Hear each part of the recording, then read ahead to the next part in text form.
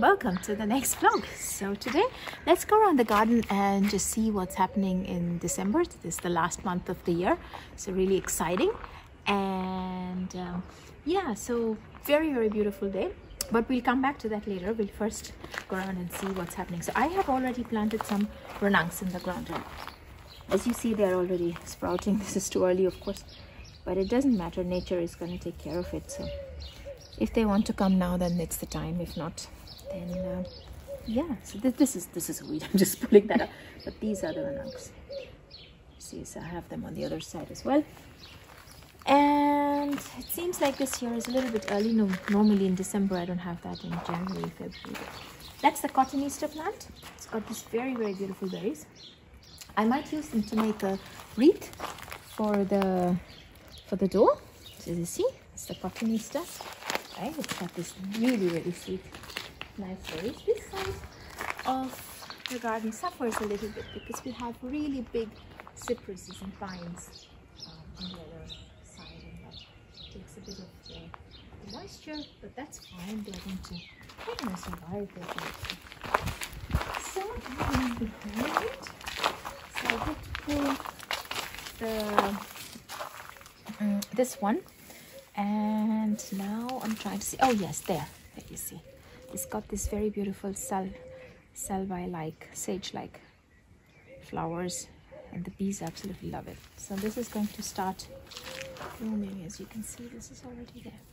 So this is gonna be smothered with some very beautiful flowers. That in winter it's important that they have bees, and well, we don't have a lot of bees in winter, just the ones that can survive below 15 degrees, and they absolutely adore this, and there's not much happening in the garden.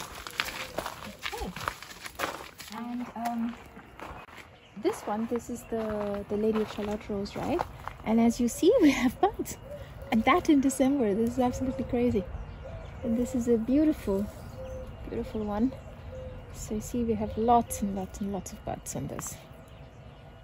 So let's see how the weather turns out. I mean, it's always nice to have them when you least expect it, but of course you don't know how it's going to be. There is not a certainty with this. It depends on the weather. Sometimes we might have a spell of really cold weather, and that's all going to kill us, but it's all right, you know.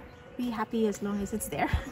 And then we have this huge bed of sage going. This is the kind, so you see, this is the flower, and there are some flowers that are left. They look absolutely gorgeous, beautiful, but this is not the sage that you can eat. So I've tried putting it in food. It's not the greatest thing to do, so this shouldn't be eaten, but it looks completely gorgeous. And I have put in the tulips behind, or the alliums. This part has the alliums, so in spring I'm hoping it's going to look beautiful. Yeah, the one olive that I have to remove from here because this is too overcrowded. It's got the geraniums, it's got all these shrubs around it, and it doesn't have a place to go. Or I might just prune it in a way that the crown goes out, and then there is a big crown on the top. So I have to really wait and see what I do with this. Yeah, and then on the other side, the cowboy, as you see, she's very busy. Yeah, you busy dog. And she's standing right on top of the place where I have planted some daffodils, but that's all right. That's the way it is. So all the herbs look fine. This is a huge bush of thymian, of thyme. Just one kind of thyme. I have many different kinds. Those are the lavender bushes. That's an oregano. This is the olive. This is a new rose that I planted beginning of this year. This was also a bare root rose, and now I just want to quickly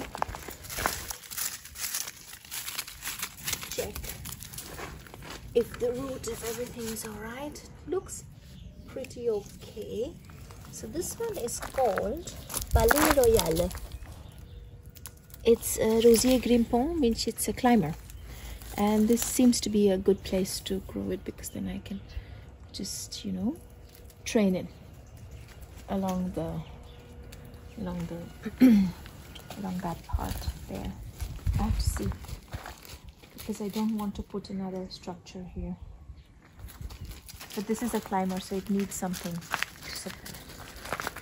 So I have some roses growing with this one. This is the Frederick Mistral. It's a beautiful one. It smells gorgeous. And then on the other side, the Edith Piaf, as you see, also has lots of buds already. This is a bright, bright red one. As you see, this one is already open. It's got an absolutely gorgeous perfume. That's the Edith Piaf. It's very unusual to have roses now, extremely unusual, because it's not the time, but I'm happy for whatever comes. And then we have this one also. So as you see, the old Wallerton Hall has a very particular shape, also very beautiful. And I need to train it properly now, because now it's kind of growing everywhere. This is put on a very good show this year. It's been really, really good. It's been very, very good. And on the other side, the Bella Romantica, these happen when there's too much rain. As you see, the petals get a little bit, so this is a bit delicate. You see, they get a little spoiled. That's from the rain. This one is quite nice. This is a strawberry tree. It's very common here in this area of the Mediterranean. Yeah, and then we have the huge scented leaf geranium. Just absolutely stunning smell. So all in all, looks good.